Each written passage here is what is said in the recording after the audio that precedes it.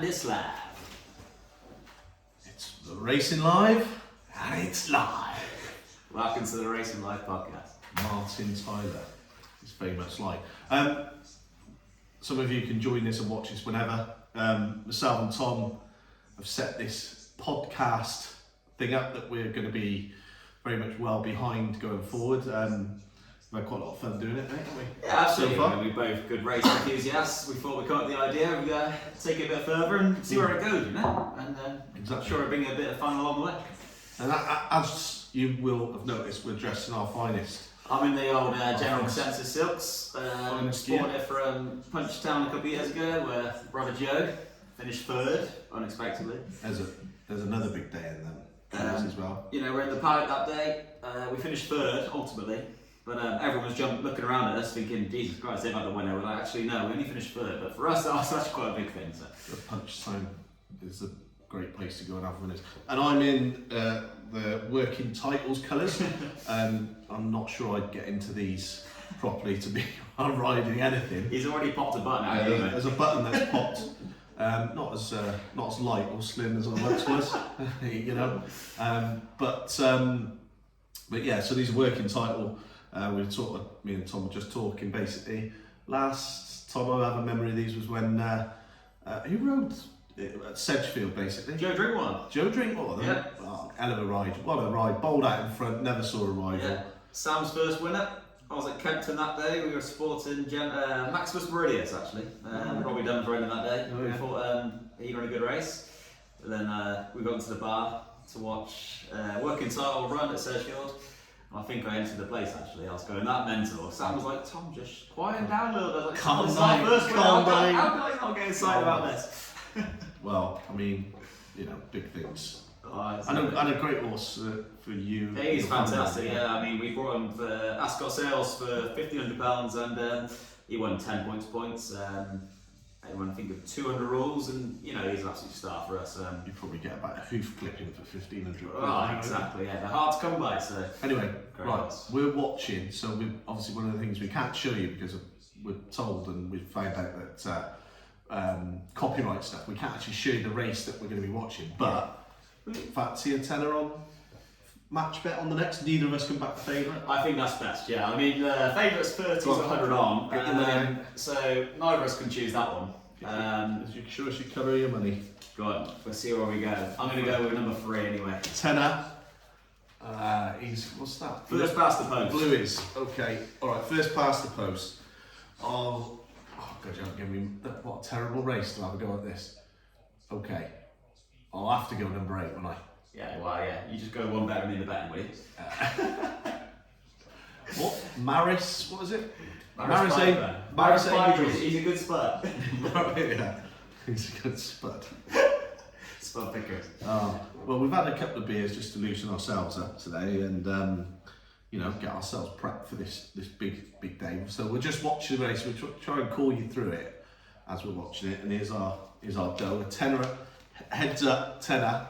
First past the post. Tom's. In the meantime, I'm going to give you a little horse to follow. This is what we're going to drop in. Yeah, well, I've been watching racing the last couple of days. I don't want to give you something too obvious. We're going to look a bit outside of the box. I was watching a maiden last night from Kempton, actually. Hill Spirit, the name of the horse, for Archie Watson. Trailed in last in a maiden. Complete outclass, wrong trip, but showed enough for me to suggest 3 rows down the line, once he gets an open handicap mark, one step to the trip, he can do the job. He wasn't a bad novice hurdler, switched to the flat now. He managed to win a couple of times over hurdles. I think he got a little up his locker once he gets his mark. Just over Archie Watson? Yeah. We had a chat. And they're going great. They've got great They are fans as doing well, really, so. really well. I'll put up another one. Again, sort of out of the box, but look, this horse is going to win 3 or 4 in a row before the handicapper gets hold of him. Cloud King's the name of the horse. For Robert Cow, Fitzhugh Hay, James Spencer rode him the last day at Southall. He absolutely bolted up. He showed nothing last season. Anyway, his opening mark is 61, proving absolute exploitation. And this horse is well ahead of handicapper, and he's going to go and win 4 in a row at least. Robert Cow's brilliant with sprinters. Did you say he won the other day? Yeah, he won Do you know what about he 10 won? days ago. Do Do you know what we went up handicap? Not too sure what he went up at. Don't worry about that. Pretty much 7 or 8, but they're nowhere near going to hold him. Our horses are flip-flopped in the market. Just. Oh, yeah? I think so. Yeah. Well. Oh, look at that. The money's come for number 3. Bluey's. Maris Piper. Maris Piper for me. Maris Angel. Up the Piper. Go on. On your doozy. Hey, National coming next week. What do you think? The Grand National. Any strong fancies? Well, first of all, I think it's going to be the first national. This going race is going to be the first national run on proper heavy ground. Yeah. So, at the minute, I'm going to put. I need everybody's going to sort of be in the Courage Rambler camp, but I'd be looking to avoid that. I think mainly just because I don't know whether it goes on that deeper ground. I'll give 2 against the field. I'm going to put up both at prices. 1, I'm going to say Limerick Lace. Yeah, I'm all over that. Yeah. For Gavin Cromwell, I get seen off a fairly lightweight. Has just proved itself to probably be the best mare in training, certainly in Ireland, and let's be honest, it'd be in England. Well, she proved that Cheltenham would be in Dino Blue, didn't she? Yeah. Dino Blue going into Cheltenham was by far the best mare chaser, probably in the country, I suppose. Both girls, side of the seas and whatnot, and the way Limerick Lace beat Dino Blue. I mean, he's come back on the line, wasn't he? But he's kind of all over before he had a chance again. I'm not concerned by that, by the way. But anyway, this where are we? His favourite could be in trouble here. What we beat by? I think I'm on the outside. Huh? Where am I? You on Angel Storm? I don't know what I'm on. I'm on Maris Piper, aren't I? Oh, it's not that one. I think I won then. That's it, fair. How have you taken that in 3rd? I was third. That's a massive price, whatever that is. Angel Storm. Yeah, number 3 is back in 3rd. So I'll tell you that one. There you go, mate. Put off the tee. You're a tenner up. Get up. Onto the left. I'm just looking for number 5, who seems to have. I did come out the stalls, mate. Come on. Money back. Nice try it. Money back. Where the hell is mine? Is that it? Must be scrubbed along. He was there anyway. Don't even try and get out of that one. Is he even in the race? On the Bluey. Bluey is favourite, banging trouble. 2 to 9 shot, just turning down. That just gives you good reason. These colours have been represented for a while. We've got a horse coming up shortly. He's showing really good signs. They took him to Lambourne the other day. He worked extremely well. He's unnamed yet. What's going to run in those silks? We're waiting for it to come back. He's either going to be called Cachet, which apparently means undefeated warrior in terms that don't mean anything to me. So it's probably Latin, yeah. Or Fergie's Red Army, which I'm sort of vouching for. As a Man United fan, I'm thinking Fergie's Red Army.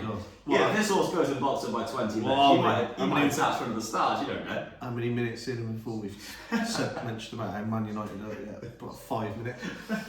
But anyway, he showed all the right signs, and hopefully. So they're going to run in those colours? These colours will be represented soon. I certainly won't be running. They're your mum's colours, aren't they? Yeah. Yeah, no, she's had plenty of luck, to be fair. I mean, she has had some luck, yeah. The Brewing Water was, one of our best days at Newbury, was it not? I'd go as far that particular day. It takes a beating, wouldn't it? Yeah, I mean, to go. It's my birthday. We all travelled up, celebrating and whatnot, and then we got to the race day, and we thought we'd have a good chance, didn't we? And but anyway, he went on and won by a length or so, and got into the raw box after. Yeah, that was funny. And it was just a brilliant party after, wasn't it? Oh, it was, yeah. Sunday. Just one of those days. The minibus home was quite the journey, wasn't it? Yeah. I've seen some videos of you dancing outside the bus and with a few pit stops and whatnot. I don't know what you're talking about. Is it dance?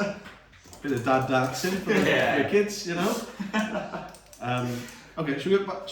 We were just talking in between racing. So there's obviously when we get to the next at Wolverhampton, and if you are happening to watch this and want to put forward what you like at Wolverhampton, just do so. Send us on a message on the live or whatever. Fancy even let us know. I'll give you one tip for the last race tonight. Locked and Loaded will win the last race tonight. Get on. He was a very unfortunate loser 2 days ago actually. Got stuck in traffic, caught wide, run on late. The fact he's running 2 days later suggests to me they probably hope to win the Labour Day to skip handicapper. And I think with a clear passage tonight, he will win. So locked and loaded. yeah, Great. the one To be fair, as horses go, name-wise, that's a quality name. Yeah, that is a quality name. Yeah, going back to the national sides, Limerick Lace, I definitely put Limerick Lace forward. I think it was pretty testing at Cheltenham by the time they ran. By the time they ran on the Friday.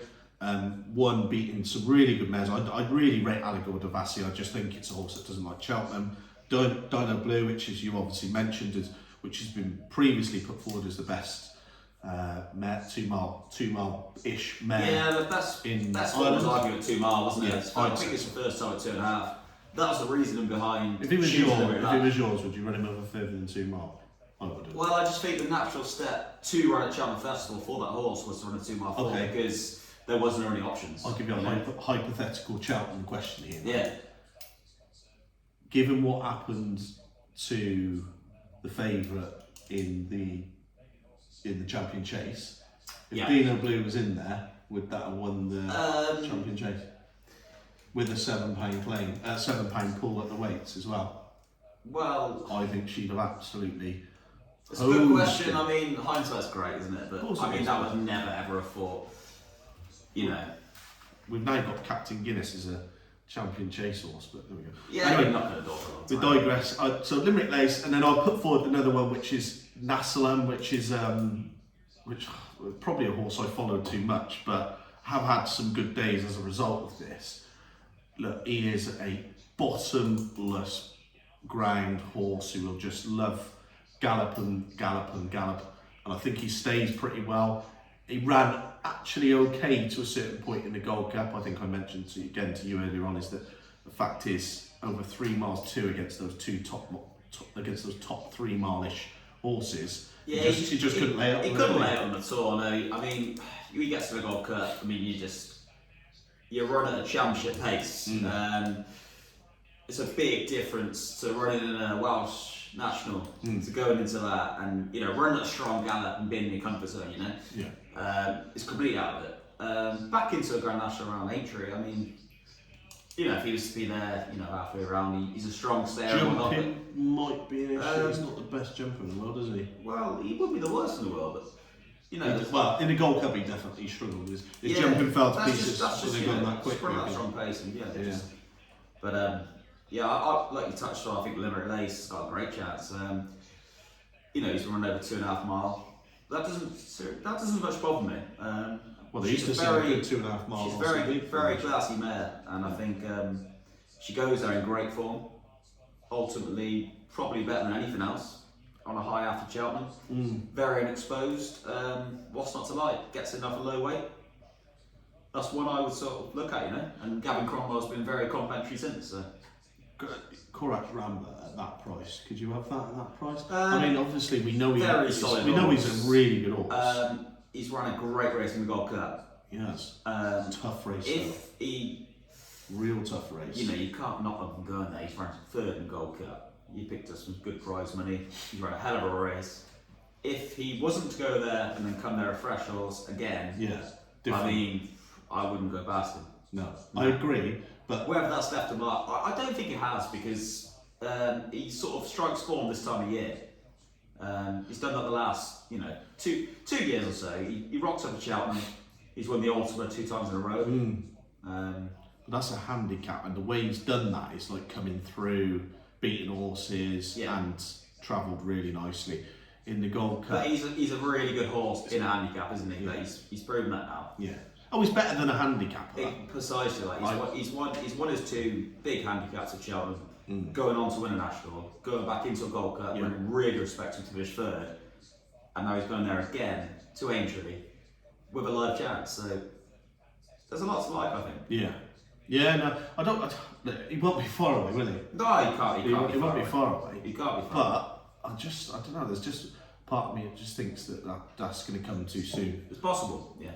Just come too soon. But I hope I'm wrong because, to be honest, half the country will probably be on it, won't they? He's going. They get following, don't they? He's going to be the horses that win it the previous year always have. Yeah, like Tiger always had massive following. They always have the following. Sentimentally, they did. Yeah. Exactly that. So okay. So that would be my. What about you? You asked me the question. What about you? Is there anything else?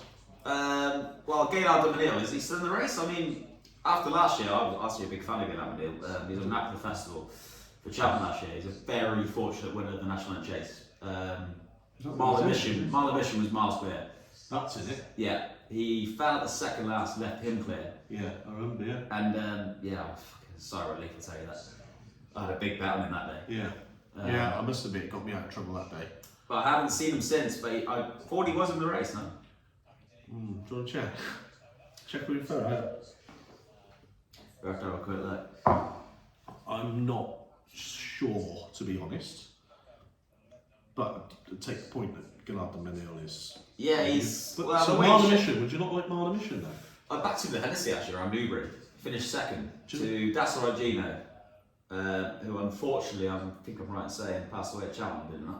Oh yeah, did you? Yeah, which is a massive shame. He's a right horse, doing really well on the up, and yeah, I think that's the downfall of racing. Sometimes these things happen, and but yeah. you know, that's the way it goes sometimes. But he's a great horse. Touching on the Guineas, what do you think? Well, the 2000 Guineas, it's all about. Well, you've been following that horse on the flat, haven't you, Carl Burke? Yeah. So I would put that up as one of mine. He's got to go on the turf, hasn't he? You know, he's Yeah. won twice now around Southall on an artificial surface. Yeah. He's got to prove on a turf, you know. Yeah, I think that But there's a big thing to do, but it's not like it used to be. No. I mean, if you think of horses like Kingman and stuff like that, they started on the or Enable was it that started on the turf, and I think it's been over the years now. It's become possibly a kind of way to It's an education. educate your horse, isn't it? It's an education. Some of the better ones, actually, I think probably if you speak to some of the top flat trainers, they'll probably say to you, actually, sometimes it's easier to educate on a horse on something like that because they know it's no uneven ground. That's what it is. Yeah, it's no uneven ground again. But yeah, so Night Raid, in fact, I like one of Carl Burke's in each of the 2000 and 1000 Guineas. But yeah, Night Raider, I thought he showed that class and turn of foot. I don't think anything probably beats City of Troy, to be honest. But I would take Night Raider to be possibly one of the most progressive out of it, and even maybe an unusual horse of the 1000 Guineas. It wouldn't be surprised if it went 1000 Guineas. Do you think he'll run again since Paul then? Step back in trip. I don't think it will, would it? I saw his interview after winning at Southall the last day, and he was quite keen on running again. Before the Guineas? Yeah. So whether he'd run in the Greenham at Newbury, that would be a natural stepping stone. When's that? That's. It'll be coming up in the next few weeks, I'd say. Yeah. The thing is, though, I think whether it's I don't know. If not, it'll go straight there, I'd say. The time frame's probably a bit.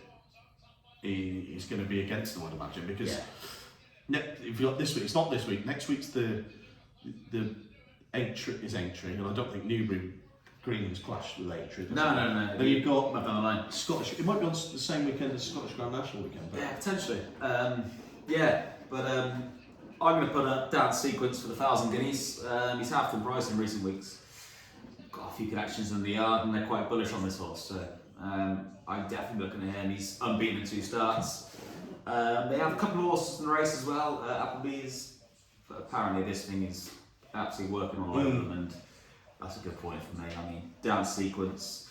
He's won last time out, being Skellet in soft ground at Newmarket. The extra foot. Well, that's going to be on soft ground as well. Yeah, it's bound to be this. The way the things are going, like this. Yeah, I mean, this horse looks absolutely ready for the race. I think so. I think he's going to take a lot of beats. 7-1 now, so. Last year, you couldn't go wrong with certainly at Newmarket specifically with Appleby and Buick, could you? No, well, you always been team Appleby, haven't you? Yeah, I am. We're getting some Godolphin silks next. Yeah, if anybody got Godolphin silks for next week's get together, I might have to do this a bit, guys, because I'll be honest with you, it's a little snug. Burn popper. It's a little snug. And I don't want to break the poppers on it, just in case the working title comes out of retirement. You never know, it might happen. Yeah. Next race is coming up, by the way. Oh, we'll touch on that. We'll have a look. I'll take another 10 off you. There's plenty of time. Heads up, Tom wants to rinse me as well. Every Friday I'll probably take 40 quid off me, I'd imagine, or something like that. Yeah. Just for shits and giggles.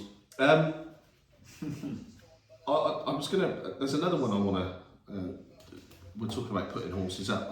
I saw one the other day, this drives me mad as well. I saw one the other day for oddly enough, a Fergal O'Brien on the flat, a horse called Oslo. I would say one to watch out for sure. He was held up in the last two, come with an absolute rattling run into the back of one or two. Went for the cutaway, come up Kempton, and those of you who watch racing know Kempton, the cutaway there, it can be both a help and a hindrance depending on whereabouts you follow the right pace, if you like. And Oslo went down the inside, and the one who was at the back with him went round the other side, got a clear run. Oslo ran into the back of one with another horse next to him who's actually done the same thing, but I thought it was the turn of gear that I sort of saw between 2.5 to 1/3, half a furlong out, which was thought, yeah, that's a winner waiting to happen in the future as well. So Oslo is another one I'd put up for the future. Yeah, I mean, when we're going to put up like a few to follow, it's good to be a little bit different, isn't it?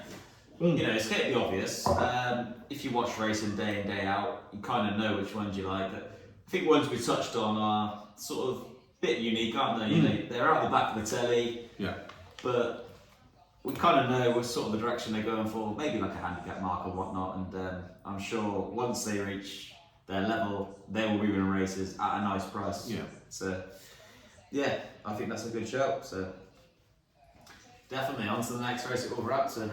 Well, the prices aren't up yet, but you can see the exchanges stuff. So yeah, I like Giant, to be fair. of course, it is. Richard Spencer, we'll be good friends with him, especially Sam as well. Yeah. He trains in Newmarket now, he's doing exceptionally well. Yeah, it's good. He started off with a couple of 2-year winners, and yeah, they've really hit the ground running. So this horse won recently, made all. Be a bit of competition for the pace this time, but I don't think that'll affect him too much. He might just sit in, take a lead off the leader, and yeah, I can see him win again, definitely. Yeah. I'm torn. Well, Joanna Mason, she's doing extremely well, hasn't she? Yeah. You know, she rides a lot for Easter Beers, and they're absolutely flying this all weather season.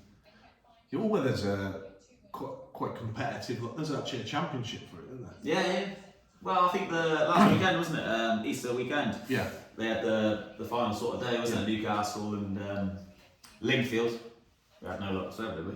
No. That's the first time we tried all this, wasn't it? Yeah. We went for a trial run, but we didn't really have much success. So don't Or on the follow back us. of the telly. I think normally, just like obviously give, anybody who watches this and gets a bit of a heads up from it, is that what we'd probably plan on doing, there's some evenings where there will be 2-3 evening meetings for us to sort of go through. Yeah. This will be a bit more fast paced in terms of the races in between, and we can actually have a bit of a giggle about backing some horses and stuff like that as well, which if we get it right, we're either going to be skint or make a fair bit of it. Yeah, absolutely. Well, before we came on tonight, there was the horse Gentle Fire, who I knew really well actually from when she was trained in the yard. I'm just going to get my drink. Yeah, and she finished second in the first race actually at 40-1 originally. I think she was 20s. She ran a great race,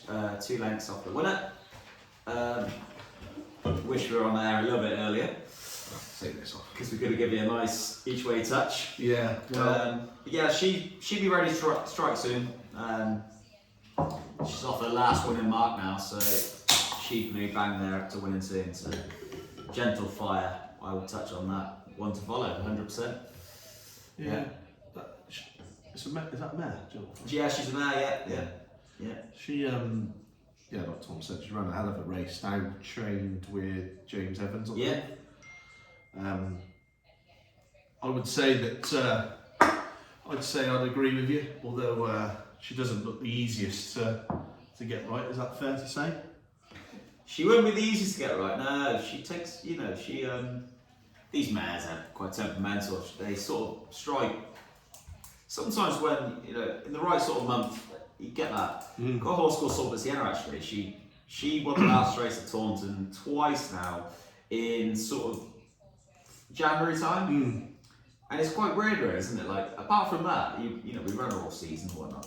But she just seems to come right at that time of year. Yeah. And she'll go back there next year, she'll win again.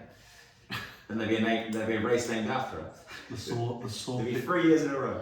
the Saw Pit Sienna Stakes or something. Yeah. Like a maiden Yeah, she will. handicap hill. Yeah. So. No, she's not a bad little horse. She's Saw Pit Sienna. She's been great, yeah. Sort of horse you want anyone to ride, You get one of these horses a year. It's great. David Hunt bred her himself, and his great sport the art, and she's done great things. So that's what you need. People supporting the game. I suppose on that note, should we confirm our selections then?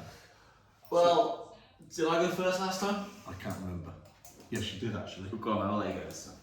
Do you know, I'm probably going to end up giving you the same horse, but I'm going to go for Woodstock, number 5. Right, that's great. So I'm going to go with Giant. £10. Yeah. Let's get our money out. I do fancy Giant. Woodstock was the other one I would touch on. I'm a big fan of Joanna Mason. She's doing well at the minute. So Especially £10. over at Wolverhampton. For those that are joining us, we're going head to head, £10 each, rather than back in horse. We'd probably make a lot more money, to tell the truth. Yeah. But £10 head to head. It's the first past the post. In the last race, our first race that we covered, there was an odds-on shot which was 2 to 9. So we both decided that neither of us could put that forward because that wouldn't be fair.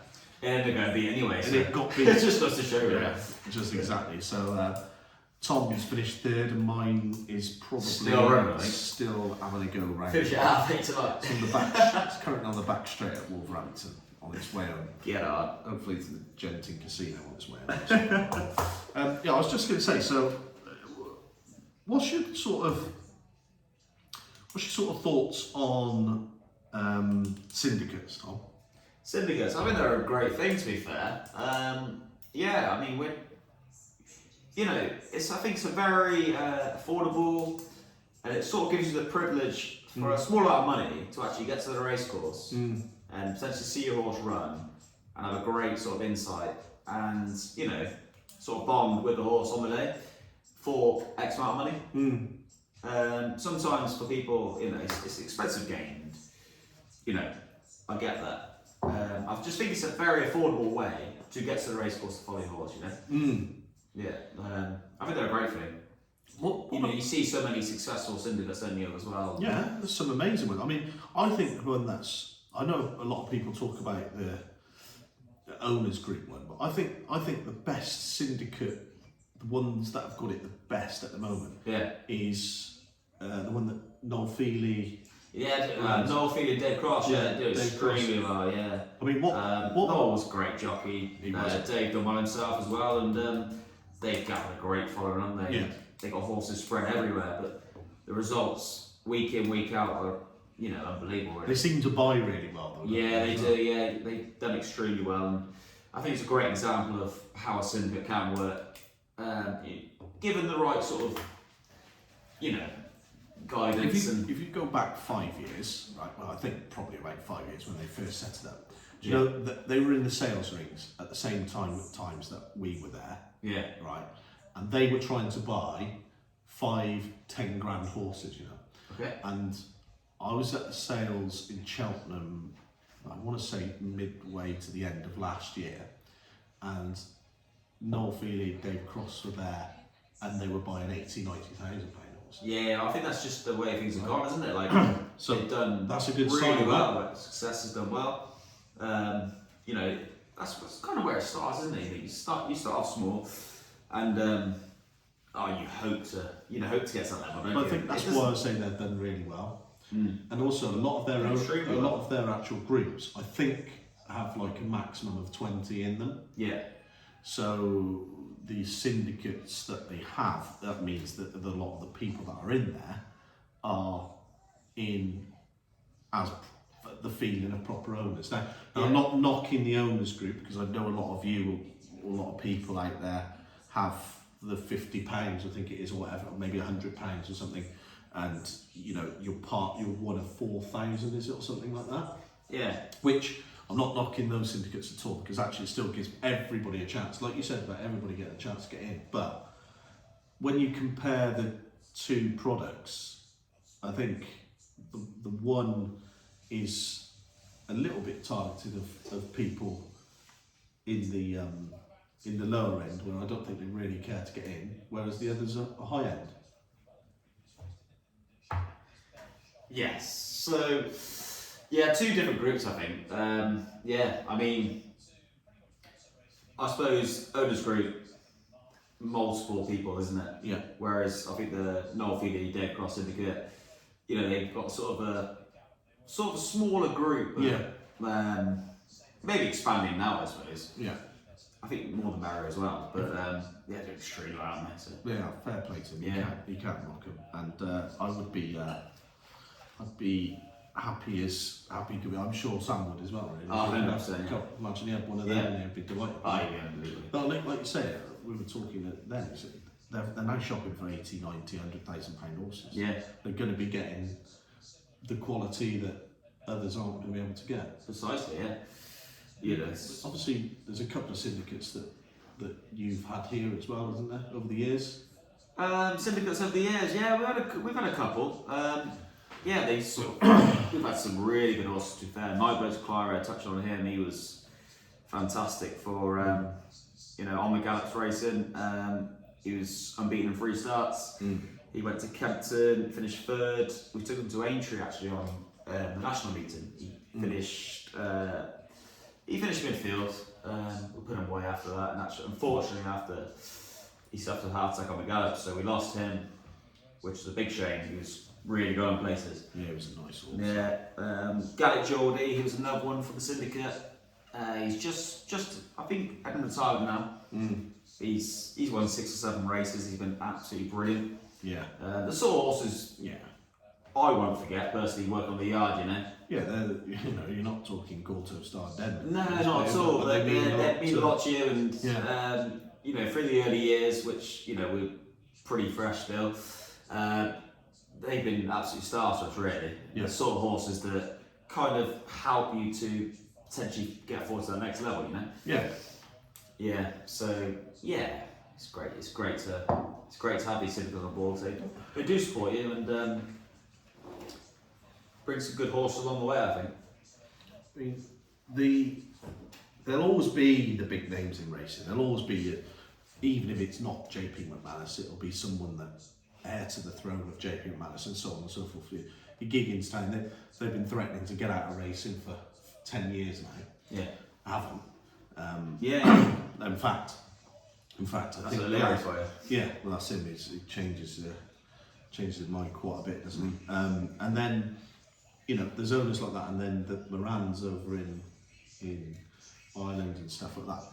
They're your big owners now. They're more sort of singular in what is it. But I do think that the popularity of these syndicates is growing and growing. And actually, in many ways, it's pretty much the only way that sort of smaller trainers nowadays can build their profile is continually getting people involved in racing, and that's what the reason I talk about it quite extensively is the fact that having run a syndicate and been involved in them, is that I could have got involved by myself, but actually for me the cost shared was a much greater proposition, and I think that's how lots of people do look at it. So I guess anybody wants to talk more about syndicates, it would.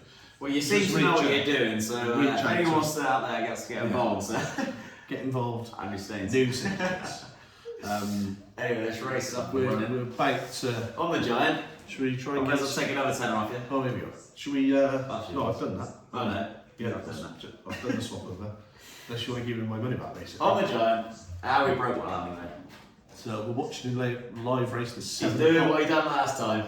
The 7 o'clock from... He's taking a of a pull. Stack them up and behind. I've forgotten which one I'm on. There's no gallop on here. What was I on? Woodstock. Oh yeah. Where am I?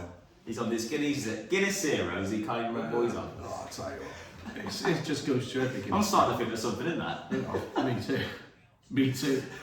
I'm assured it is 0%. We're stacking them up. Oh no, Giant. Yeah.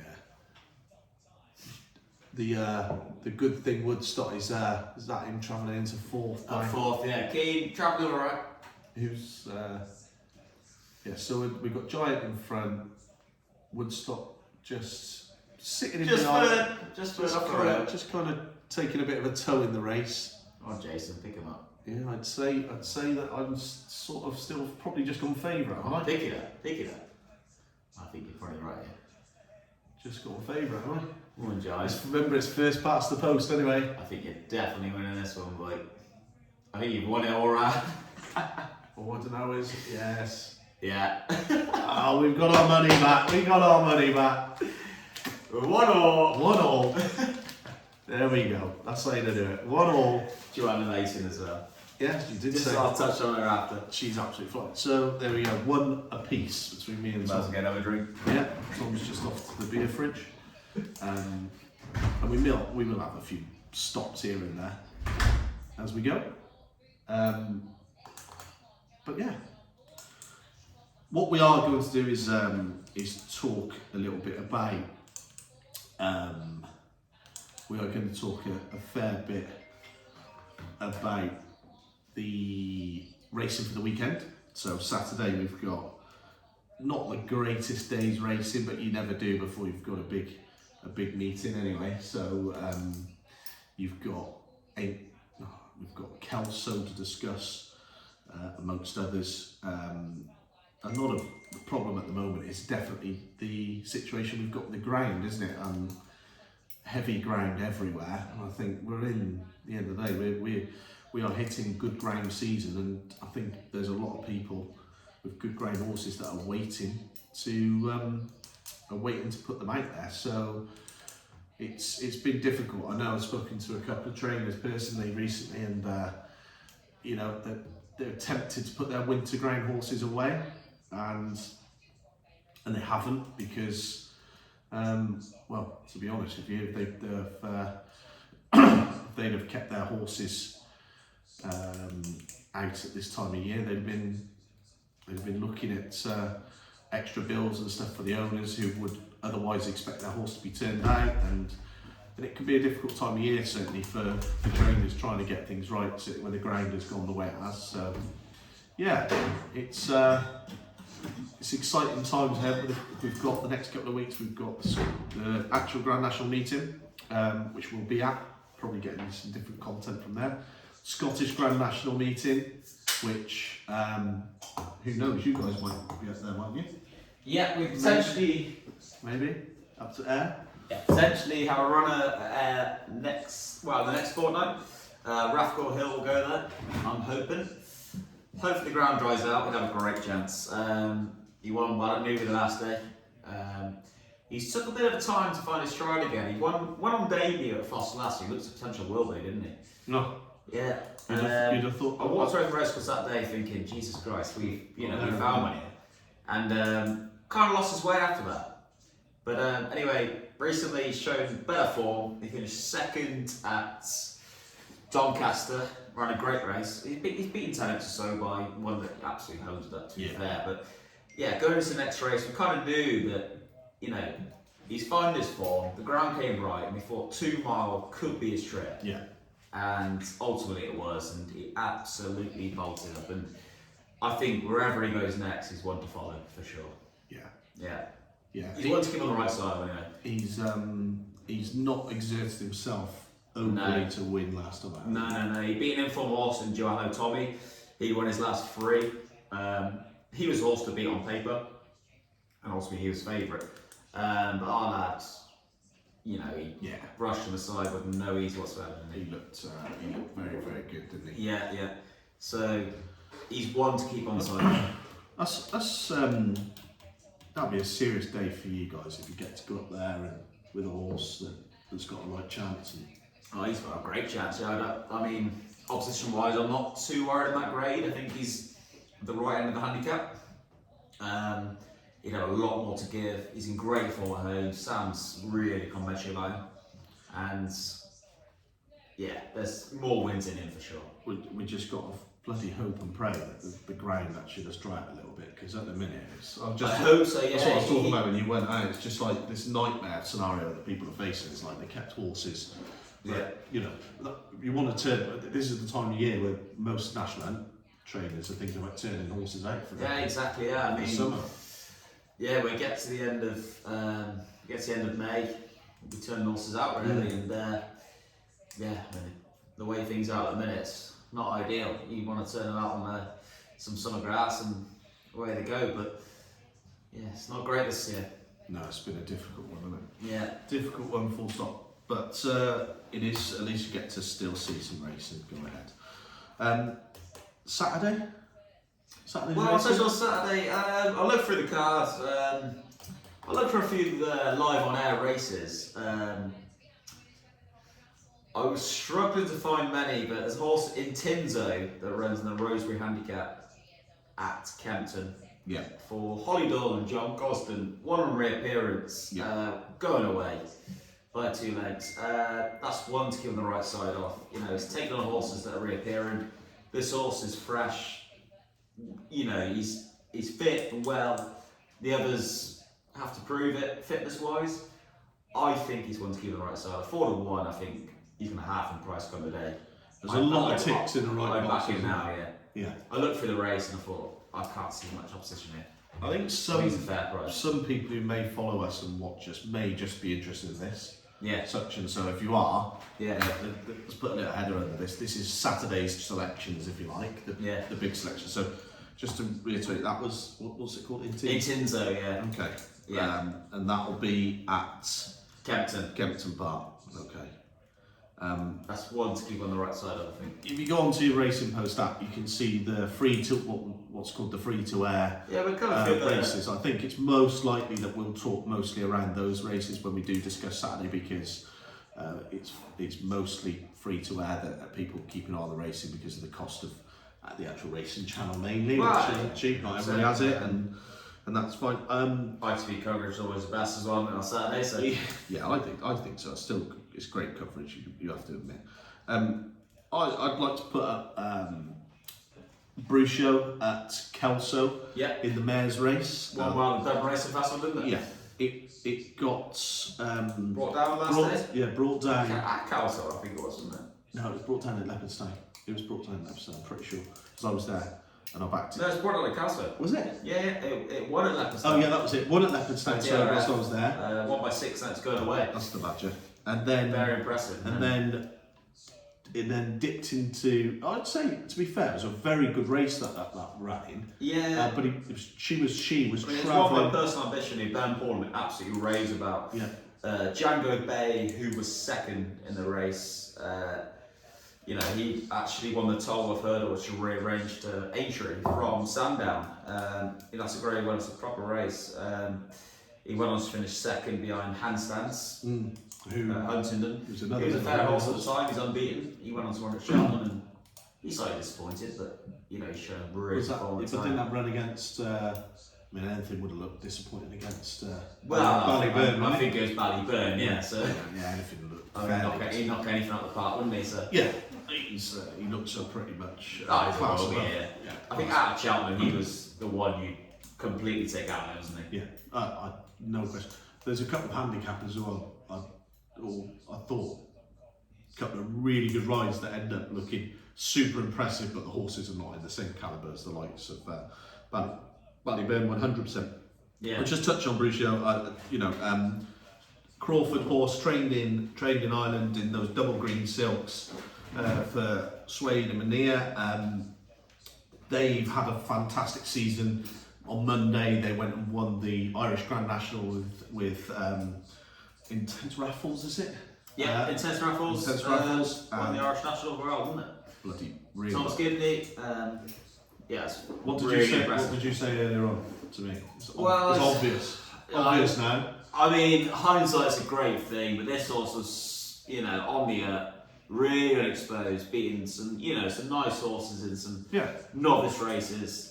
I think it's taking on sort of older opposition, which, you know, reached their level and probably won't go in places where this horse was. absolutely thriving. And I mean, hindsight's a great thing, but of course. But he won well, and I think they've had a brilliant season. and I'm sure they'll probably have a look at the English national next year with that also. He's a 6-year-old as well. Yeah, exactly. He's really going places. 6 years old. You know, already getting 3 mile 5 as a 6-year-old. Can you name the other horse that Thomas Gibney won the Irish national with? No, I did hear the other day, Lavanera, that he won the second one. Lion de Bernay. Do you remember that? Leon de Bernay or whatever it's called. Yeah. I only know that. I knew it before you said it because I backed the horse. It was actually a really good price as well. It's running the black spots with the black silks with the blue red spots on it. But no, Brisha for me, I think is a really good horse on the upgrade. I think that she will be a really interesting runner up at Kelso. Now, I think sometimes patience is the key, and I think they could have easily gone and run elsewhere or held her back for. There's actually a meeting at Cheltenham where there's a mare's day on the 2-day meeting in April.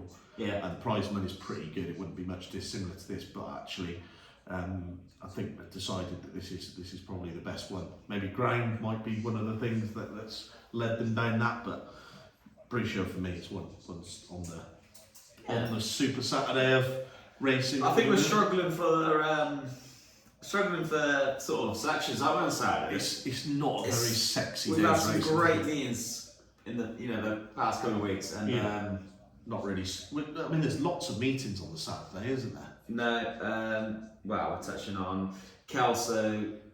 There's a race at Kempton which I do quite fancy. Notable Speech in the condition stakes, 2 from 2.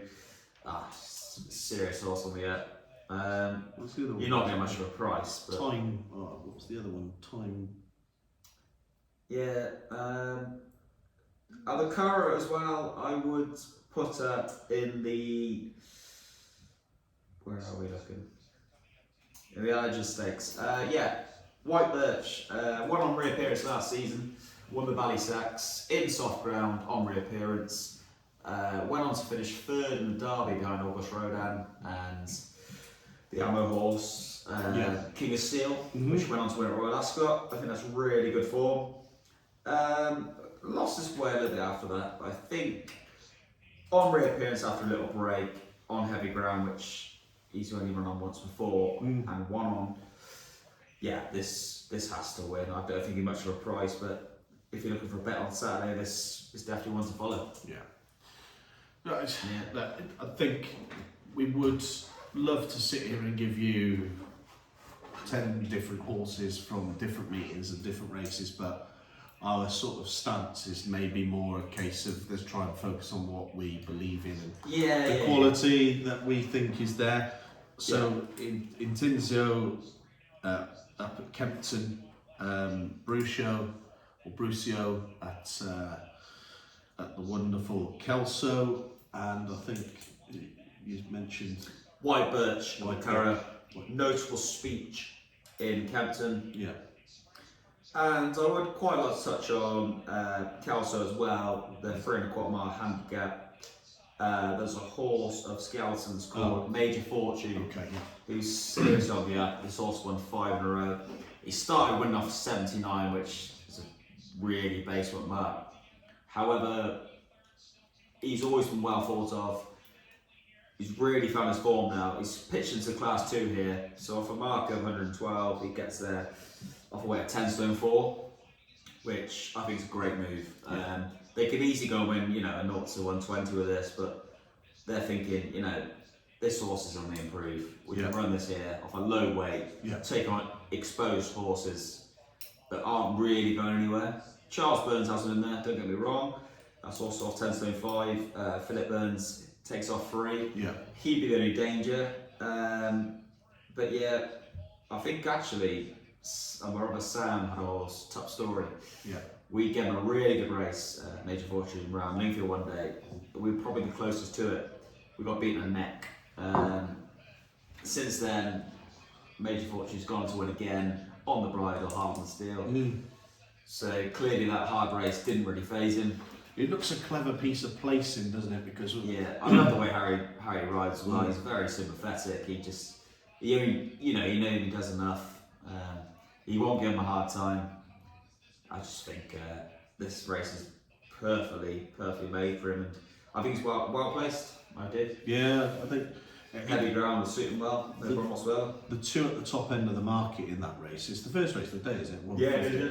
The 150, the two at the top end of the market. I think it's pretty much between them. And I know it's an easy thing to say, but we've sort of identified the fact that you've got the Irish horse Charles Burns coming over, and you don't quite know what that's going to do. Whereas I think with Major Fortune, what price does it say? Is it 5-2? Isn't it? 5-2 Major Fortune. Yeah, I could see him shortening from that. Yeah, I think that's the point I was going to make. Is that on a day where there's probably not many big races on show, I think this is sort of horse punters will latch onto, and I could see him being really well supported. Yeah. I'd take 5-2 now, for sure. Yeah, I think 5-2's right now. Very fair bet. Probably, if you're pricing the market up on the day, I'd imagine you're probably looking at something like. I think you'd be short than 2-1. 6-4, 7-4. 100%. And I think even the second in the market will probably be more like 3-1. Yeah. So I guess I would say that if you want to get on Major Fortune, is be early, don't wait. I think there's the cards now declared cards, so you'd get your money back if it was a long runner anyway. Yeah. So, but yeah, it's one we both like.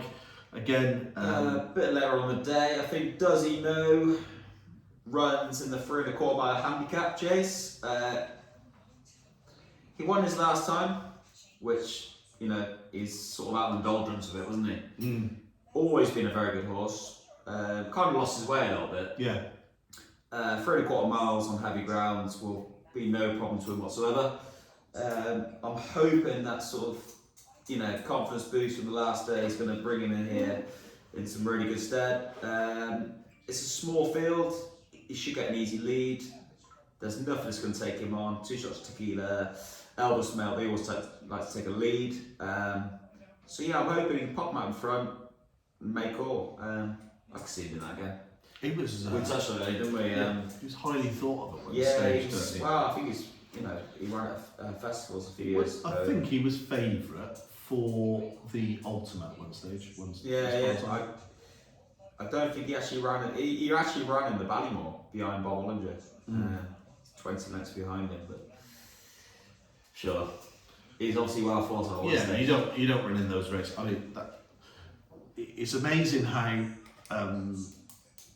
horses, when people talk, like let's think of Ballyburn for example, and how classy he is. Yeah. When people talk about machines and absolute class act horses, this, that, and the other, you can think differently just about a horse like Does He Know. At one stage, he would have been thought of in that context, and although he didn't turn out to be as good as they thought, because there's something much better, actually it does pay to sometimes understand that just because they aren't able to win a Ballymore, which only one horse can go and win it in that season, in a couple of years' time there'll probably be some big races in that horse's name. And absolutely. I like such an Envoy Allen when we're talking about bracket. Like he's exceptional horse.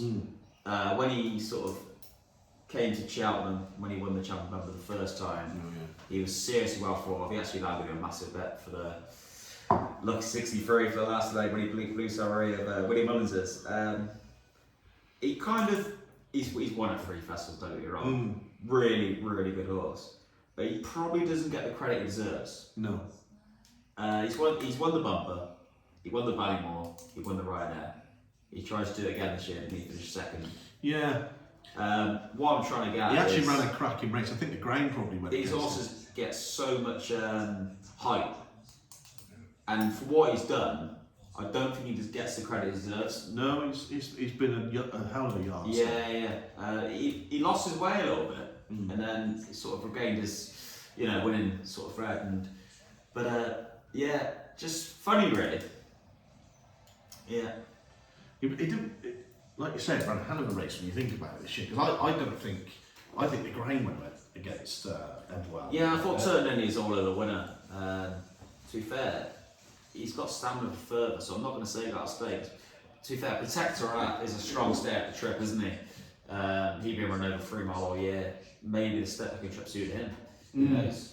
Probably you would say that, wouldn't you? 3 mile, 3.25 mile. He ran in last year's Gold Cup, didn't he? Yeah, exactly.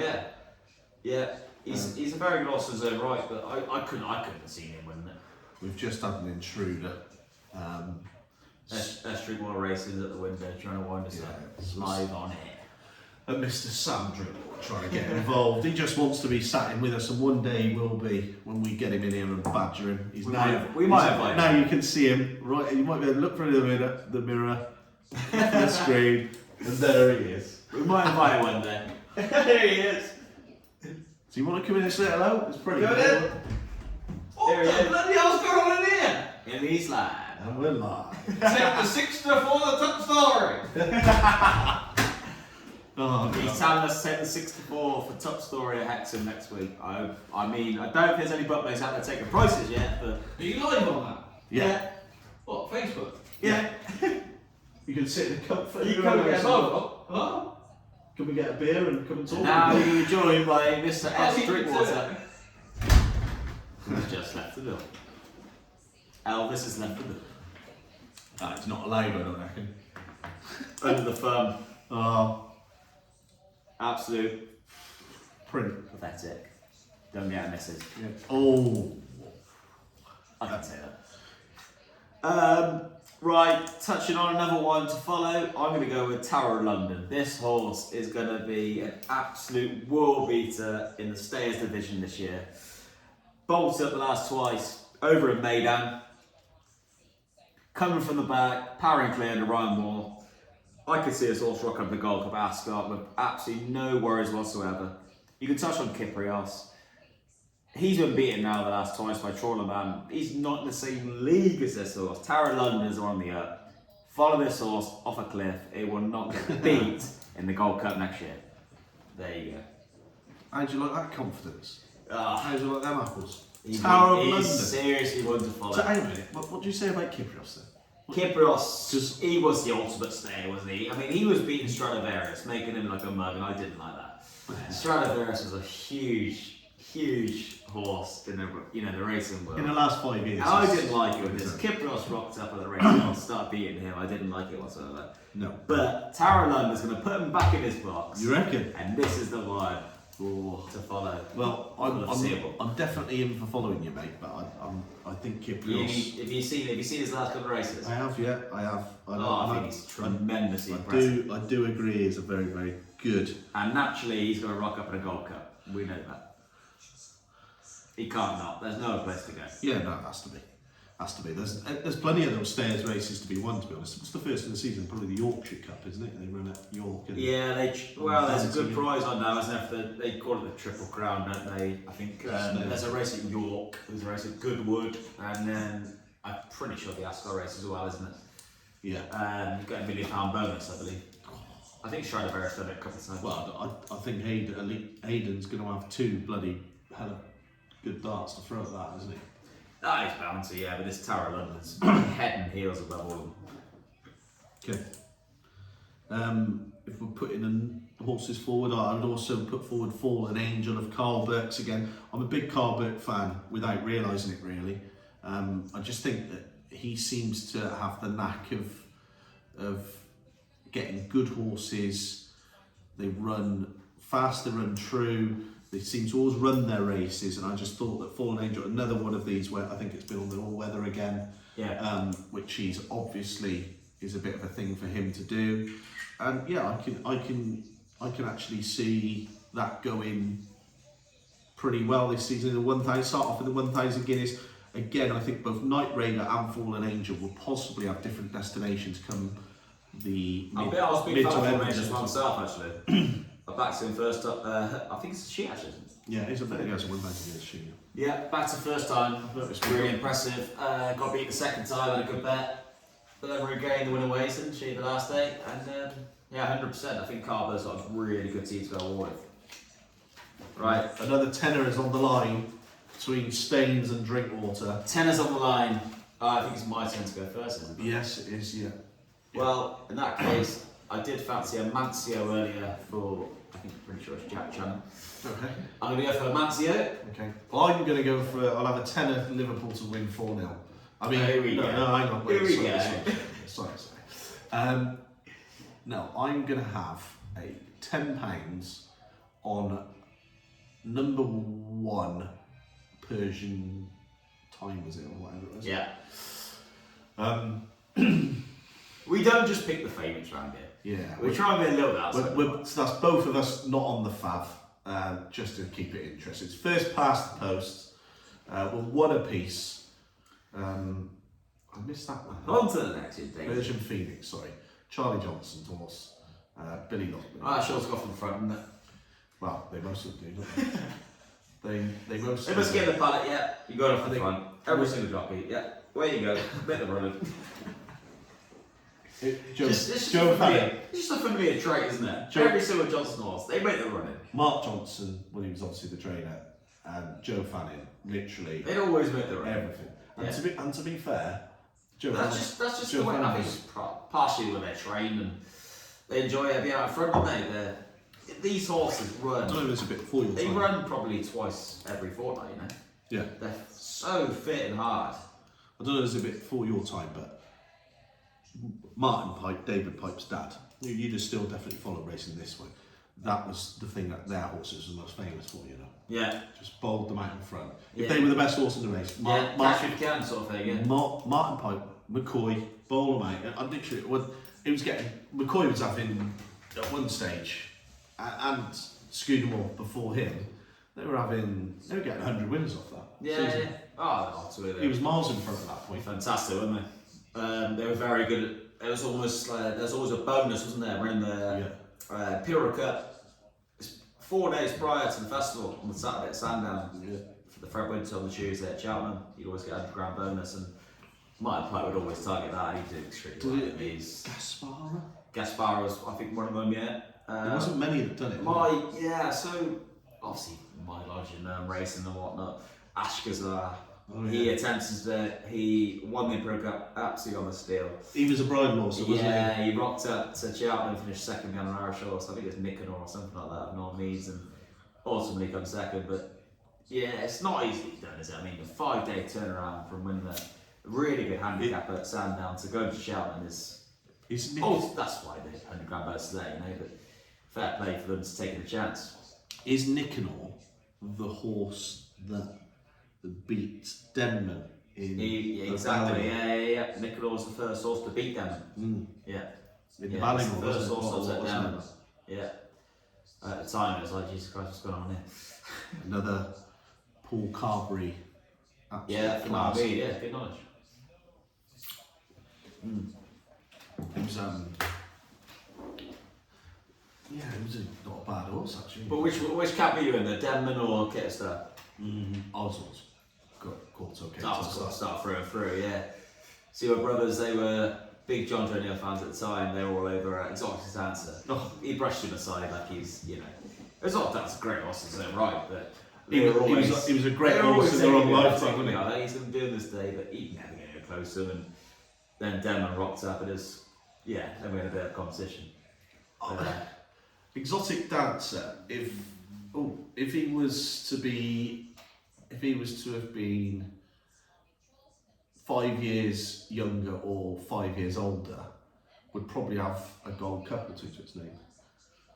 He was, He was just, 5 years he, younger, he he was was- just in there, probably the wrong era. Like, I mean, Cape Star Denman era for me was the best era of a Gold Cup. You know, standard Same. of racing. And then They long were- run, and then long run come in and upset you. Yeah, no, he did. In all fairness, you know, Longman came in and he won a Gold Cup during that era. But for me, the best race I've ever seen between Gold Cup horses was definitely Court Star and Denman Yeah, by a mile. yeah. I can. I mean, Denman agree. absolutely no case. I broke my heart a little bit, to be honest, but when Court Star got his revenge a year later, I think that's true resemblance of racing, actually. You're never down now. They can get them back the next year, Yeah. turn the form around, and it's brilliant to see, really. Can I just say, between us chatting, I've gone from third favourite to the outside of the field. I think I'll be taking that now, mate. Oh God. I'm still going to stick with number 1. Persian On the Phoenix. Do you know, I think it's a Matty, I win. You mentioned this also earlier on. Yeah, I did, yeah. I did quite like a Matty tonight. Shrewd connections, by the way. Oh, got pushed out of the start there. Come on, Lock. Very shrewd connections. Come on, Lockman. You know your job. Get to the rail in front and bowl along. And it's live. It's On your daisy. odds and slide. Touch on Aintree then. Any standout fancies next week apart from the national? Oh, it's a tough one. Still difficult to know exactly what's going to run. I don't think precisely. Hewitt will run at all now. I think they'll save that for Punchestown, based on the fact that if Shark Hamlin keeps talking right, Yeah. that I'd be quite interested in Jerry Colomb if that come over. For the bowl. Yeah, That's on the Thursday, isn't it? yeah. What about Irish Point? Is he going to turn up at Aintree or not? Oh, Or are they saving him for if Punch Irish Out? Point can get that close to Steak Man, Exactly, I thought that. he'd be a good thing in the. There's Yeah, a 2.5 I mile. was actually really impressed by the way he ran the champion hurdle. You know, he's pretty short of speed, but he laid up the Steak Man for a long way, didn't he? Yeah. Which one are you? Into the straight, I'm up the rail. Oh, come on, boy. Come on, stay on. Stacy's just edged off it. He's a length clear of it at the minute. We're into the final third. This is going to be. Oh, you're going to They're just get backing out. Mine's coming forward. The tenner's over the side. On your daisy. Neither of us won that. Yeah, that's something really celebrate. We're already third and fourth, but I'll take the way. Third beats fourth again. Yeah, third and fourth. Put that back football on in the background, will you? Yeah, we're on to Man United Chelsea now. No, Liverpool, Sheffield United. Man United will kick off for 45. We are now watching Liverpool. TNT it's on. TNT. So we're about to have a little browse at some football.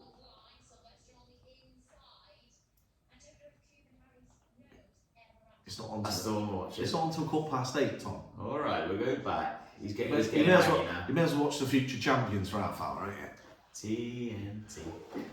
Right, I've just taken a 2-second pit stop for the old. Oh no, you haven't got it out here. Unfortunately, we haven't got the live channel. Houston, we have a problem.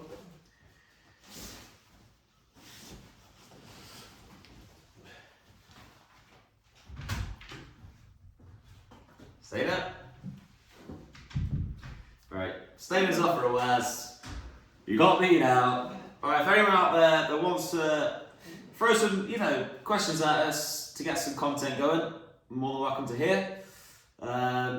For now, I think what I want to touch on is I'm going to give you an absolute banker for next week. Top Story is running at Hexham on Tuesday. He won for us last time at Lingfield. He absolutely bolted up. This horse is to keep on the right side of. He will not get beat again.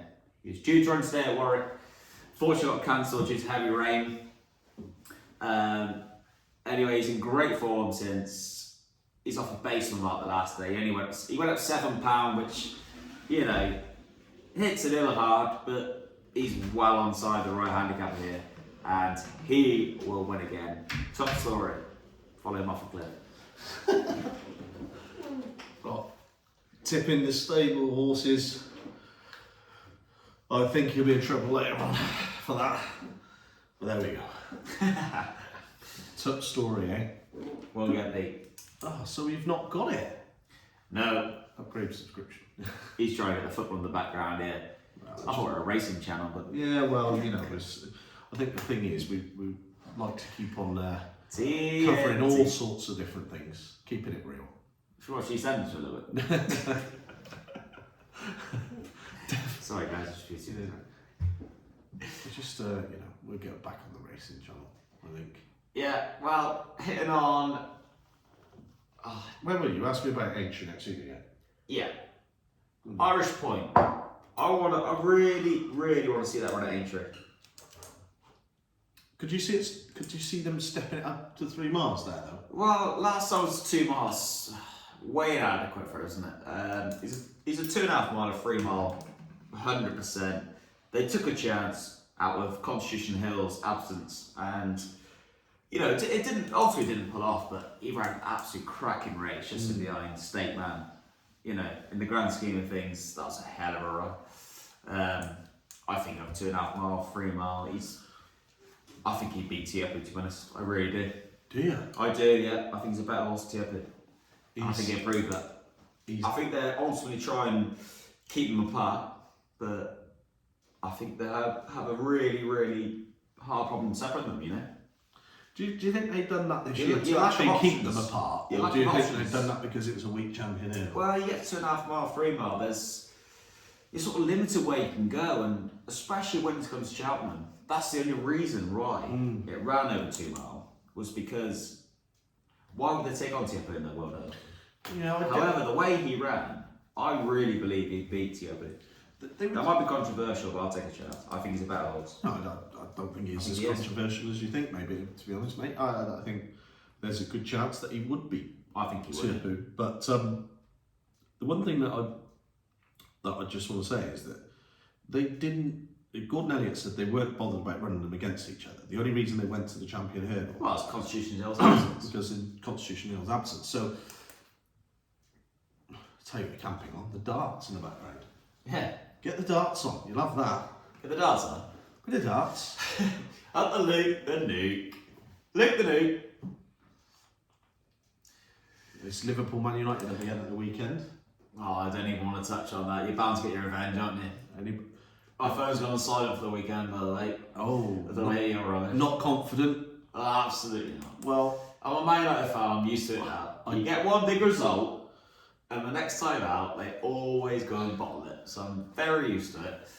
So the thing is, you definitely do raise your game against the better teams, don't you? Oh yeah, they 100% always set the game for them, mate. But yeah, it's Brentford are a serious machine, as they proved yesterday, getting a nice 0-0 draw with Brighton. well, the worst bet of my season actually. I've had a £1,000 bet with one of our owners, Tony Hunt. You won't mind him saying he's a big Villa fan. I was pissed up at Cheltenham one day in the Panoramic restaurant.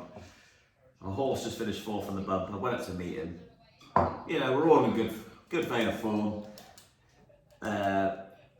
He said to me, United aren't doing too well, are they? I was like, well, yeah, not really at the minute, no. It was on Villa, aren't they? I was like, I don't really follow it. Right. Looked at the table, I think they're 3rd at the time, I think we were about 6th or 7th. I was like, well, usually this time of year, they drop away and we sort of come find our form a little bit. Which, to be fair, is normally true. So I took on a £1,000 bet, thinking, oh, this is easy money.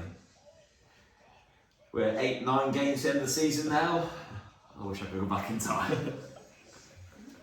Back in time, I wouldn't take that bet. Next payday is going straight over. May as well square it. Square it up. It's a write-up. I've got a bet with a lad called Alex Dominic. We've had a bet for the last 3 seasons. Right, and we've done. So the first year, I bet £1,000 that with him that Liverpool would finish above City because he's a City fan. Well, you're fucking brave. Well, at the time, I think I'm right in saying at the time I placed the bet, I think Liverpool might have been 3 points clear of City, but it was around about November time, and obviously at that particular time, I think it was the season after we won the league or whatever. Yeah. And they were, so we'd gone pretty good. Anyway, so obviously I had to pay him up. And then we had a bet last year who would score more goals out of Haaland and Salah. Well, obviously I've got Salah on my side. 3, That's quite a fair bet. Yeah. Nobody knew what Haaland was going to do, but needless to say, I may as well have sent him the money in January last year again, because that was pretty much on the. Yeah, it's not the same story this year, is it? I've got my comeback this year because Liverpool was so crap last year that he accepted the bet Liverpool to I think the massive shame not finish in the top 4. The biggest shame for you is Jurgen Klopp, the greatest manager probably in Liverpool's history, is going to bow out with no silverware. Well, he's what? You mad or what? You mad? You're mad, man. You're mad, man. I mean, he's not been as successful from a trophy point of view. He's routine at the club, no doubt, hasn't he? But he's been fantastic. He's restored Liverpool to the top table on 5 of his 8 seasons. 100%. As a United fan, I have huge respect as well. Competing for everything. Completely turned them around. He's rejuvenated the team twice. The last year he basically took his medicine, knew we were never going to compete. So he reinvented a new way of us playing with those group of players, re-signed a couple more, and here we are, midfield. Yeah, and now he knows he can never win a league and he's going to retire. So. The way he wanted to play last year, no disrespect, but you can't play the way he likes to play football with Jordan Henderson and James Milner in midfield. Like, you know, Asian players, they don't go anywhere. You know, they're struggling to lift their legs these days, you know. Old boys, well, nearly as old as me. Not quite, but nearly. Literally. Chelmsford, Saturday night. I'd like to touch on one race actually. Here we go. Out of nowhere, you're talking, and then in comes a little nugget. It's Condition Stakes. It's basically called the Roads to the Kentucky Derby. So I'm pretty sure the winner's eligible to head over there and take it on. It's very interesting that Aidan O'Brien sends Capulet there. It's race 109, which is pretty clear the others in this race. No price though, surely. Won on debut at Dundalk. And yeah, since then it's run some really racing defeat. Finished third at Newmarket the last day behind Ghostwriter, who's undefeated. So that's really good form. If you're looking for a bet on Saturday, we're pretty limited sort of. The get out stakes is you're limited to some really classy races Saturday, but this is really a race to follow, and Capulet is definitely one to follow in the 3:30 at Chelmsford on Saturday, so I'd follow that one. Capulet. Yeah, will not be beaten. Do you think, I'm going to ask this open random question, just changing the subject a little bit, who do you think will win the trainers title in UK this year's season? It's a good question. Well, I mean, ultimately it's probably going to decide on the Grand National, isn't it? You know, we've got the Scottish National, Grand National coming out. And the Bet365 Gold Cup shouldn't be forgotten because as well. That's quite valuable. I mean, as it stands, like where are we looking for the title? Dan Skelton's currently sat on top. Yeah. Do you think he can win one of those big races? How much in hand do you think Langer Dan's got? Because I think that might run at Aintree. Yeah, but I don't think they're the races that make the difference. I think to win this now, you're gonna have to win one of the big ones. But I think an Irish horse will win the Grand National. Right, there's 20. Well, I'm a Limerick Lace. I'm all over Limerick Lace. So we're both keen on that. But it's likely that an Irish horse will win the Grand National. Here's another thing. If Willie Mullins is like fourth in the trainers' title. I know, that's incredible, isn't it? Like this man's taking horse. If he won the Grand National by boat, week in, week out, you know, whenever he brings the horse over, taking this on, and he sat there third in the trainers' title. It's just remarkable, to be honest. And by the way, in contention of winning it. Well, I was just going to say, if he wins the Grand National, I don't think he will. But Skelton and the Nichols, fact he's that close, probably just says how far behind we really are. I mean, it's crazy, really. I mean, they all talk about Cheltenham winners ratio between the Irish and the English being such a vast margin, but actually, I think if you look at the Trainers' Championship in England and Mullins being that close to winning it is an even bigger problem. I really do. Yeah. Dan Skelton flew the flag for us at Cheltenham. I think he did a remarkable job winning 4 races and whatnot. He deserves a lot more credit for that than what he has. He's actually a really We'd expect this from Henderson had really bad fortune with the stairs and whatnot. Horses are unwell, as simple as that. It's nothing to do with horses. Nichols ended up on a winner or two, didn't he? But Dan Skelton did extremely well, and I think he built on that and ultimately be champion. I'll be honest with you, I would like Dan Skelton to win the champion trainer. I hear 100%. Just because, like, it's a marathon. So Nichols, Henderson, Nichols. That's how it sort of panned out. Yeah, it'd be nice to have someone just, getting disruptive. Get between those two and put more of a fight in it. Do you know what? I think he is quite a disruptive person and trainer, and I don't mean that in a negative way. I mean, like in the business world, to obviously do well in what. I know certain people that You have to invest be in the art, and I'm not going to mention names, but they just say how well the operation is run, and they just do a fantastic job. Like, from what I hear, like, they just deserve so much respect for everything they do. And so Dan, if you're watching and looking to pinch a new head, lad. Yeah, well done. And it's just a really well run operation. Yeah. The horse are on fire, Charlton. Huge respect to him, really. You know, he's just everything about it, him and them is slick. It just looks. It's the park. Class. It looks as close to Gordon Elliott and Willie Mullins as we have now, I think. 100%, yeah. It's going that way, and ultimately, I think you can see it achieve that sort of level. I really do. It would be good because we really need, and I think that actually all he really needs. I'll touch on Harry Derham as well. He's an understudy of Paul Nicholls. He's related, I think he's his nephew, is he? Yeah, nephew or so. And look, he's trained 50 winners now in his first 2 seasons, which you'd probably expect to give the ambition he's got. But this lad's doing really, really good things, and it's okay to say, you know, give him the horse, you do the job, but you still need to train them. And I think this lad's doing great things, and I can see him doing it for years and years coming. I think he's one to follow, and for a young lad, he's going to be there for a long, long time. And I know he didn't have much luck the other day. I would almost say he's champion trainer one day. What, Harry Derham? Yeah. Why? I believe that. Well, I think that Paul Nicholls, whatever school of training Paul Nicholls has come from, and now passing on to the Harry Derhams. Christian Williams was at Paul Nicholls for years. Yeah. You know, obviously you've got Dan Skelton. Those guys that have been there and obviously taken on board exactly what he does, his tips, his hints, and how he does certain things, probably to do with feed and work, exercise, how they go about doing it, how professional they are.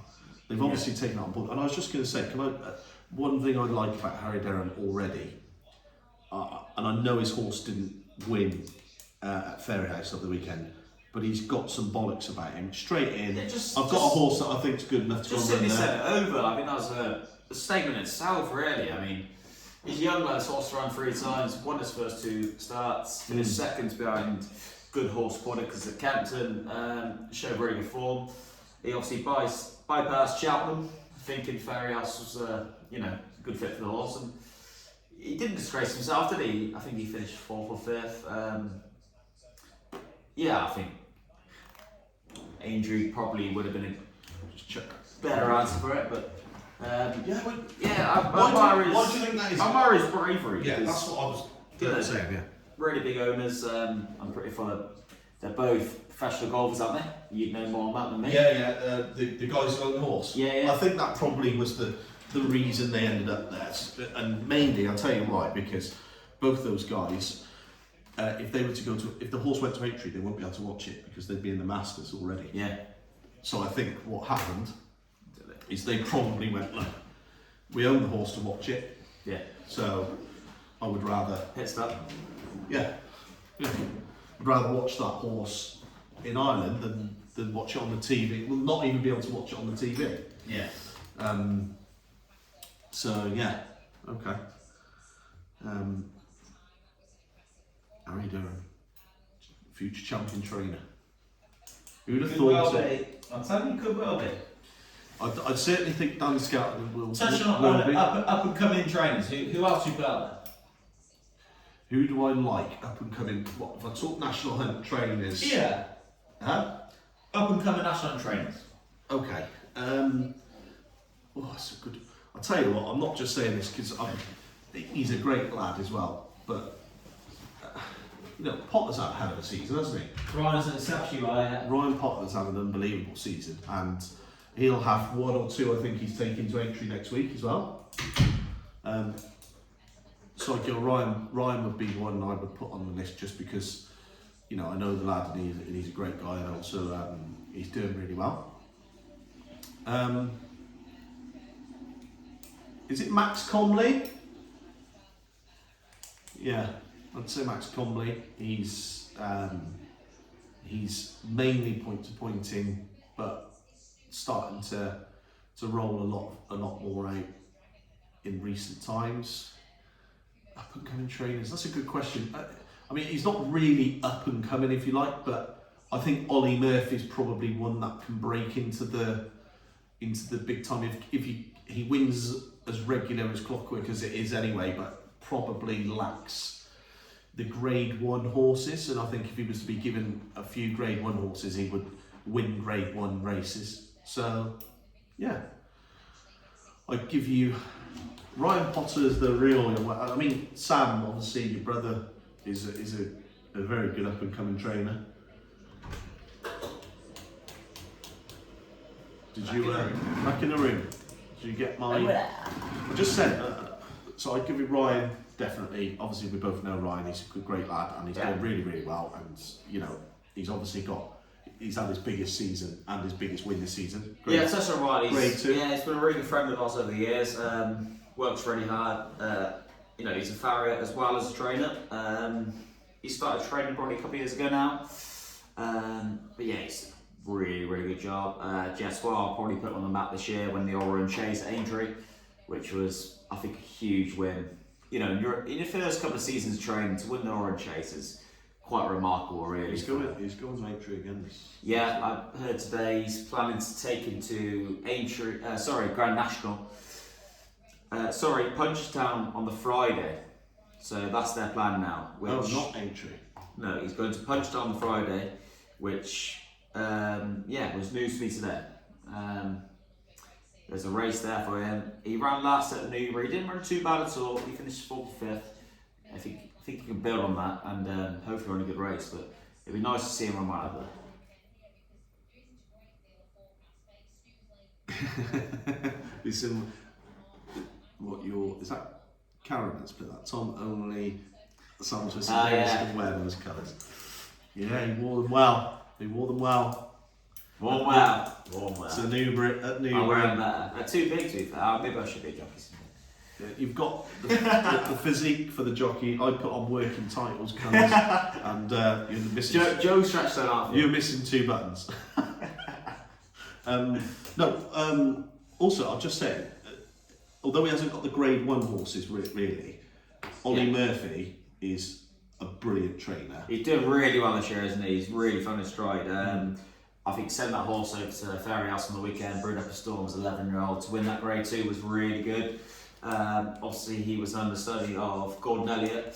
To go there and win that race, probably his first on Irish soil, was a big thing for him, wasn't it? You see his motions after the race. Yeah, he did so, yeah. I think, he was really, really proud of that, and it was nice to see actually. He spent a lot of time over there. He was there for 5 years, he said. This horse kind of rejuvenated himself a little bit. He kind of lost his way over here. So to go over there, I mean, Zarek the Brave had a fairly hard race at Cheltenham. I'm pretty sure I'm the champion, isn't it? Yeah. I think he finished 4th or 5th. So he went on to beat that by a couple of lengths, outstayed it. But yeah, it was really, really good form and really good to see. I was actually walking a point-to-point course the one day with my brother Sam, and Ollie Murphy was there. He was riding those days, and it's crazy to see where he's sort of got himself to now. And he has done really, really. It's great. Yeah. I think Ben Pauling is another. He's quite local to us, so where we are. So I think he's had a brilliant season. Oh, fantastic! Yeah, they've just been flying from the outset, haven't they? He seems to have the owners though, doesn't he? Yeah, I mean, I think by results you get them in, don't you? And his bumper horses exceptionally been doing extremely well. They brought well from point to points in Ireland at the sales, and they just completely, just took themselves to a new level this year. I find. I'll touch on Ben Jones as well. He's in Keelan Wood's absence. It's never nice to see. I mean, Keelan Wood's a very, very good jockey, but he'd probably be a bit mad at himself for missing this time and seeing Ben Jones doing so well for the yard and riding all these winners. But take nothing away, the horse has been in exceptional form, and basically they just took the yard to a new level this year, I think. He's obviously trained at Norton Downs, and is Ben Paul, and he's got this brilliant facility there. Have you been there? Have you been out there? Or I've been out there, a couple of times. Down the bottom of Nigel's place. Yeah, I've had a few trips out there. It's good fun to be there. Yeah, and it's It's absolutely fantastic place. Used to be an 18-hole golf course. They've trimmed it down by 9, and he's obviously training out there and whatever. But yeah, I just think that he's trainers. We can sit here and say he's a trainer, good trainer, he's a good trainer, but actually trainers are only as good as their horses, and a lot of people would do similar jobs with some of the horses at similar. Like for example, you could put those red nap horses with another trainer, and you probably would get similar results. It's not all down to that individual. So I think owners putting horses with smaller trainers is actually going to be. It's quite possibly the way to us getting stronger again. Actually, is it rather than us follow the trend of just loading all the horses with Nicky Henderson and Paul Nicholls as it has been. I think Dan Skelton's got some really good horses, which is why he's now doing what he's doing, and others. If, for example, Sam was to have a couple of big owners here, I'm sure he'd do a similar job to what Ben Paul is doing with those horses. If you get what I'm saying. I think given the ammunition, all these trainers out there, jockeys are equal to an extent. There's a fine margin between brilliant and not so. I think Tom's going to be in for another tenner here. Yeah, it's either going to be. I think it's going to be the last one. So I think when you get good ability, there's a very fine margin, isn't there? For instance, it's Ben Paul and ourselves. Obviously, he's did extremely well. I think given the ammunition, you can do a good job. Yeah, agreed. I'm a big believer in that. And I'd like to put that out there for whoever is listening now. Young Brandon Sprayson is in. Spraytan's in the building. Spraytan 7. How you getting on? Right, next race at Wolverhampton. So we're in. Your pick. I've put it in already. You're in. We're in. £10 head to head. Me v Tom. Staines v Drinkwater. It is my pick. It's your pick. I'm first up, and I'm gonna pick number 8. Snooze, you lose. Okay, well I'm kind of glad you said that because I did pick out Crafter earlier. Okay. Billy Lockname. He's classy.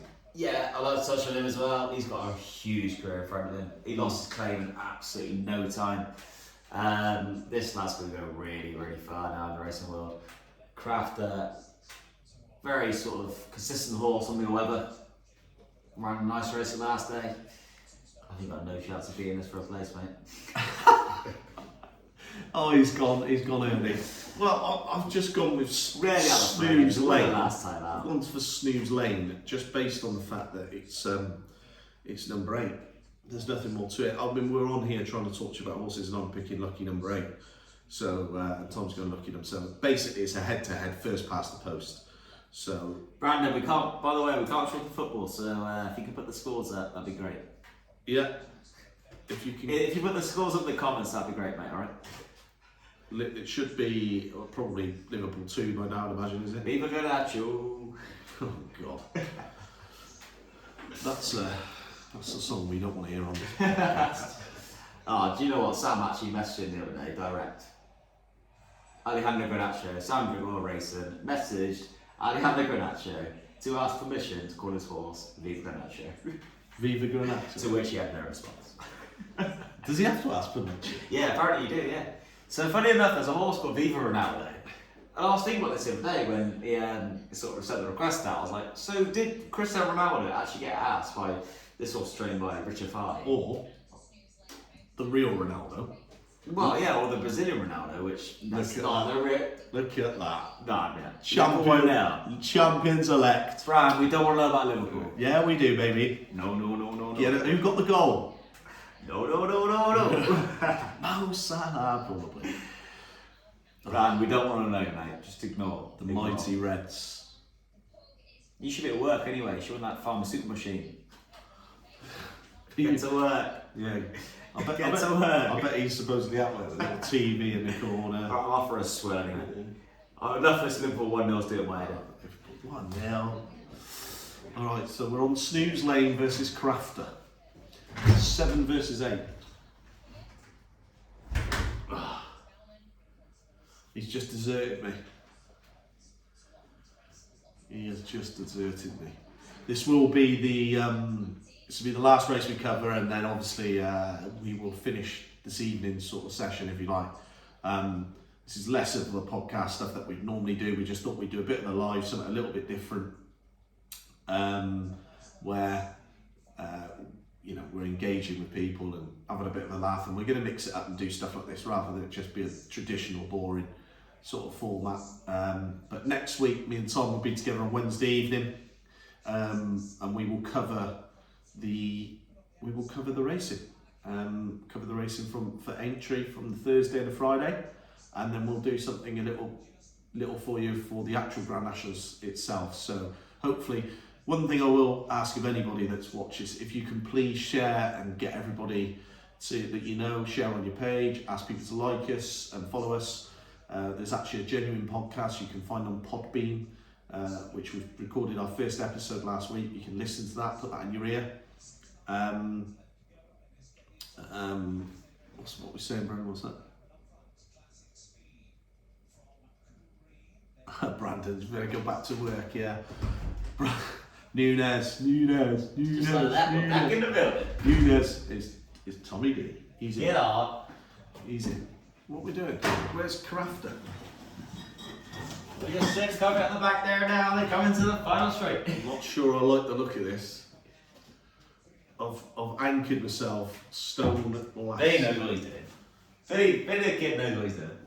Billy the Whiz Kid. Billy the Whiz Kid. I'm actually tracking you here. Oh, here we go. You're riding for a place, are you? Riding for a place. Oh, I don't know. This is Now it starts getting interested. This could be who finishes further. Come on, Crafter. It's our first run for a place. Come on, kid. You up those steps. Oh, fuck. Let's get interested. Oh, They're both finishing on the outside. I'm going to go over the I'll top take you here. over the top of me. Ah, yeah. I'm going to win it all. 2 out of 2. Run it all! It's going to win the top to win Good the luck, top. good on you. And we're never going to stop.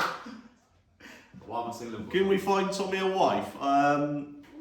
Hello, Connor. Nice to hear from you, pal. Oh, the colour line, my wee brothy lad. Will you up them steps, yeah, will you? Snooze Lane. Talking about Connor Taylor, our wee brothy lad. How's your pointer getting on? I'd love to see in the comments.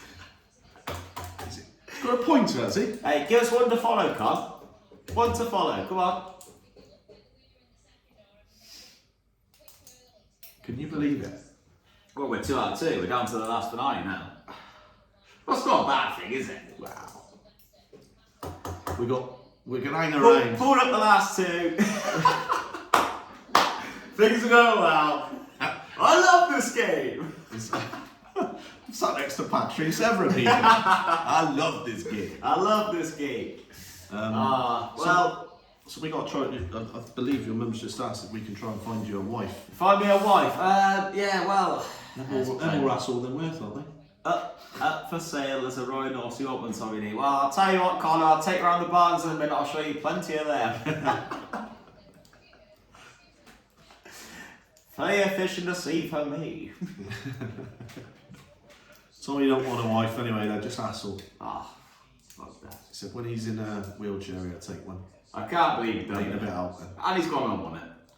Hey, fancy that. Right, on to lucky last. There's number 7. 7's not even in sight. Connor. Billy Lockdown. Connor, locked and loaded, will not get a beat in the last of Warrington tonight. Oh, that's not fair, is it? You're going to have that? He's been moving. He's been through postage. We try to keep this PC, alright? Yeah, this is not that kind of show. Right, locked and loaded, the last race Warrington will not get beat. There you go. And Get on. you've heard it here first. Yeah, he had a really, really hard passage the last day. 2 days ago, actually. He was track wide. Really fucking tough run through. Given a clear run tonight, he will not get cited. I think they're hoping to win the other day. Escaped the handicapper, gone and win tonight, but Chucked him straight out. yeah, he's ready to rock and roll. Lots and loaded, will not get beat in the last. I feel like I've been. If you're having that, is it your choice? Is it? That's my nap of the night. Nap of the night. Nap of the night. Are we going to stay on and chill and talk about it, or are we going to call it a day and then Well, back it ourselves? I think we should absolutely get steaming into it, really. I'm off to the buckets.